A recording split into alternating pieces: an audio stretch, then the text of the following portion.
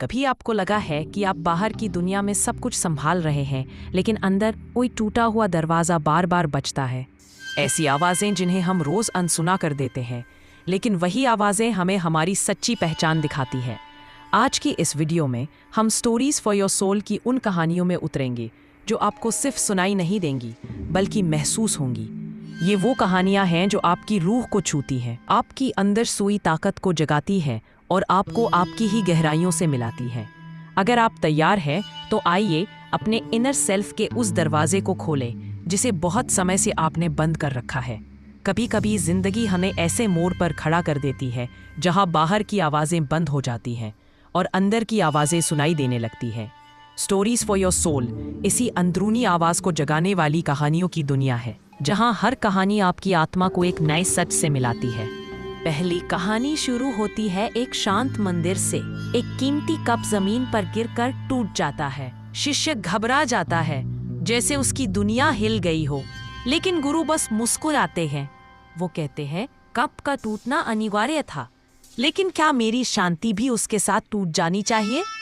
इतनी सी घटना हमें सिखाती है कि चीजें टूटती रहेंगी, हालात बदलते रहेंगे, पर अगर मन स्थिर है तो कुछ भी आपको हिला नहीं सकता। एक और कहानी में एक राजा हमेशा दुखी रहता है। संपत्ति उसके पास ढेरों थी, लेकिन संतोष एक चिंगारी भर भी नहीं। एक दिन वह एक साधु के पास जाता है। साधु उसे आधा भरा गिलास दिखाते हैं। राजा कहता है, ये आधा खाली है। साधु हंस पड़ते हैं। यही कारण है कि तुम दुखी हो। तुम हमेशा खोए हुए हिस्से को देखते हो, जो है उसे कभी नहीं गिनते। और यही है वह क्षण जब किताब हमारे भीतर एक बत्ती जला देती है। हमारी दृष्टि ही हमारी दुनिया बनाती है। एक कहानी में दादा अपने पोते को बताते हैं कि हर इंसान के भीतर दो भेड़िए रहते हैं, एक गुस्से, ईर्ष्या और डर का, दूसरा दया, प्रेम और उम्मीद का। पोता पूछता है, जीतता कौन है? दादा जवाब देते हैं, जिसे तुम रोज खाना खिलाते हो। किताब हमें चुपचाप याद दिलाती है कि हमारी आदतें, हमारे विचार, हमारा ध्यान यही तय करता है कि हमारी जिंदगी किस दिशा में जाएगी। फिर एक कहानी है नमक की। एक युवक दुखों से भरा हुआ साधु के पास आता है।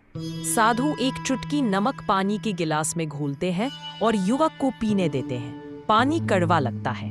फिर वही नमक पास की बड़ी झील में घोला जाता है। युवक झील का पानी पीता है, वह मीठा है। साधु कहते हैं, दुख नमक की तरह है। उसका स्वाद इस पर नहीं कि दुख कितना है, बल्कि इस पर कि आपकी भीतरी झील कितनी बड़ी है। दिल बड़ा होगा तो दुख घुल जाएगा। एक और कहानी चुपचाप अंदर की दीवारें गिरा देती है। एक लड़का अपने असफल जीवन से तंग आकर कहता है, मेरे पास देने को कुछ नहीं। एक बुजुर्ग उसे एक मोमबत्ती थमा देता है और कहता है, इसे जलाओ फिर बांट दो। लड़का हैरान रह जाता है जब उसे पता चलता है कि रोशनी बांटने से कम नहीं होती, बढ़ती है। ये कहानी कहती है, चाहे आप कितना भी टूटे हो, आपके पास देने को हमेशा कुछ होता है। एक मुस्कान, एक दयालु शब्द, एक उम्मीद या बस एक सच्चा दिल। किताब की सबसे खामोश कहानी एक पेंटर की है। उसने बरसों तक एक परफेक्ट पेंटिंग बनाने की कोशिश की, लेकिन हमेशा उसे कुछ कमी महसूस हुई। थककर उसने ब्रश नीचे रख दिया और बस देखने लगा, आसमान को, पेड़ों को, लोगों को। तभी उसे समझ आया कि परफेक्शन चित्र में नहीं, देखने के ढंग में छुपा है। कभी कभी कोशिश छोड़ देने से हम सचमुच देखने लगते हैं। किताब का हर पन्ना जैसे हमारी आत्मा को धीरे से छूता है। ये कहानियां हमें यह नहीं कहती कि जीवन आसान है, बल्कि ये सिखाती हैं कि जीवन कितना भी कठिन हो, हमारे भीतर एक रोशनी हमेशा जग रही होती है। वो रोशनी जो हमें संभालती है, हमें दिशा देती है और हमें याद दिलाती है कि हम जितना सोचते हैं उससे कहीं ज़्यादा मजबूत हैं। और इसी तरह किताब का अंतिम संदेश आता है, जागो, क्योंकि तुम्हारी असली शक्ति तुम्हारे भीतर सोई है।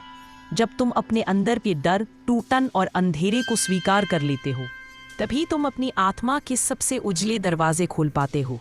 ये कहानियां खत्म नहीं होती, क्योंकि इनका असर वहीं से शुरू होता है जहां सुनने वाला खुद से पहली बार पूछता है, मुझे किस कहानी ने जगाया? यही है स्टोरीज फॉर योर सोल का जादू। आपको आपकी ही ओर वापस ले जाना। अपना इनर सेल्फ जगाओ, बाकी सारी दुनिया खुद ब खुद बदलती चली जाएगी। इन छोटी छोटी कहानियों ने हमें यही सिखाया कि जिंदगी बाहर से नहीं, भीतर से बदलती है। जब आप खुद को समझने लगते हैं, खुद को सुनने लगते हैं, तो दुनिया की हर चुनौती आसान लगने लगती है।